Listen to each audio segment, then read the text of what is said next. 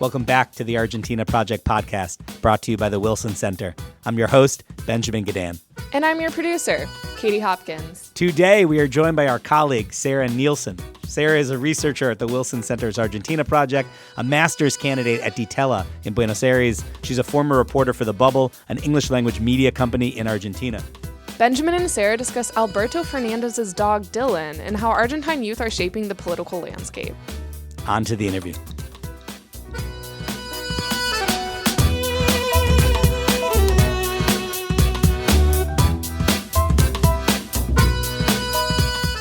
Sarah, by all accounts, there was a surge in enthusiasm among young voters for Alberto Fernández in Argentina's election.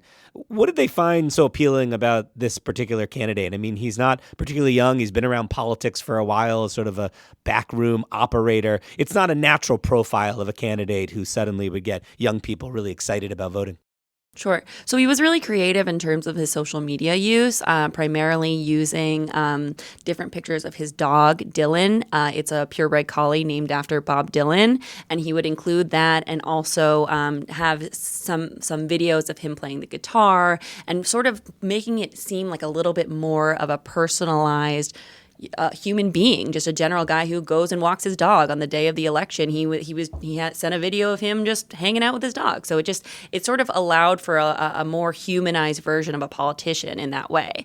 In addition, obviously, one of the major things as well is the fact that he is not only open to progressive social ideas, which a lot of the youth care about, but has been openly saying that these are the top issues for him, other than obviously the economy. Yeah, tell me about some of those issues. I think we're thinking of reproductive rights. Right. He has a particular tie to the LGBT community and his family. Yeah. Mm-hmm. Yeah. So just like you said, abortion is something that he has said repeatedly that he would like to decriminalize first and then go through the process of legalization.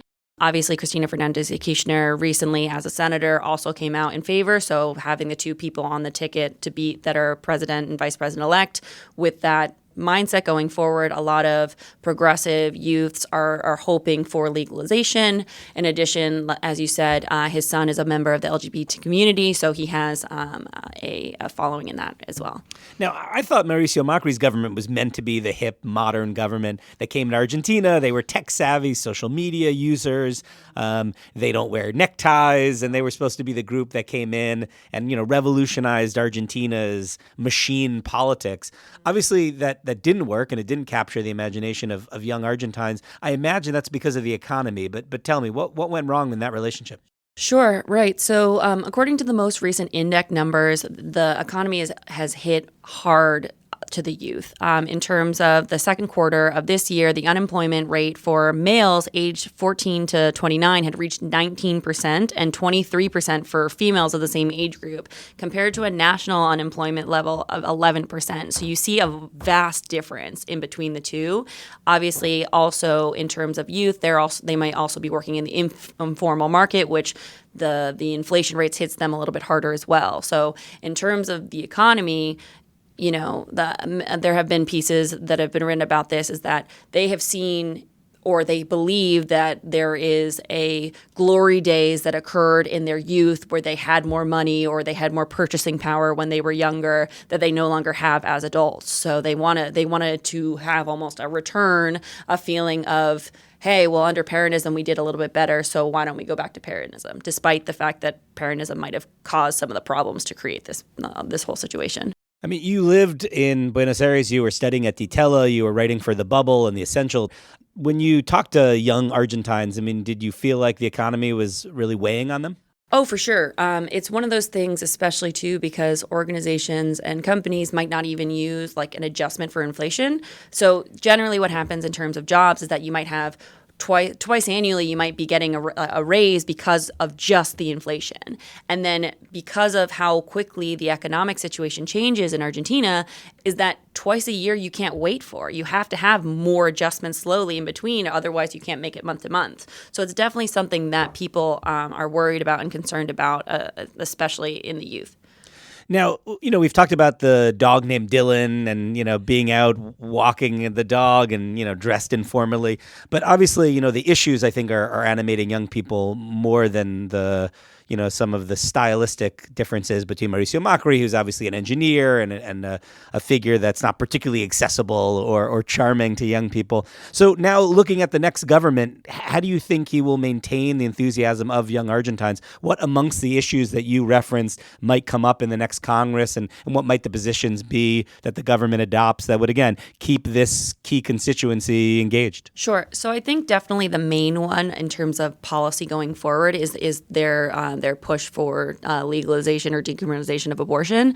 That said, for example, on Alberto Fernández's most recent international trip, he spoke in Mexico about legalizing. He said abortion should have never been a crime in a place where abortion isn't legalized federally, but that's a different thing. So for me, it's one of those things to see where this administration pushes that. However, he has difficulty because a lot of his allies in the Peronist coalition are fervently pro-life. So it'll be an interesting tightrope for him to walk between the social progressive youth who voted for him and the coalition, political coalition that follows him. So it'll be interesting to see going forward. But the main issue, the main social issue within Argentina right now is abortion. And in terms of Congress, we'll see if they have the votes. But that's what is interesting going forward.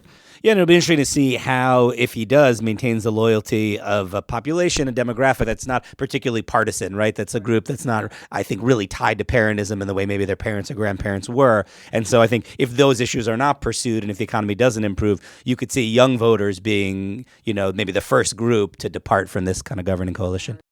Sarah Nielson, you are a researcher at the Wilson Center. You're a student at DiTella. You are a former reporter for the Buenos Aires-based Bubble and Essential, and you are a guest on the podcast today. Thanks for joining us. And thankfully, our producer is a wonderful editor. That's me, Katie Hopkins. If you enjoyed the show, subscribe to the Argentina Project podcast on SoundCloud and sign up for our weekly newsletter at wilsoncenter.org/weekly-asado.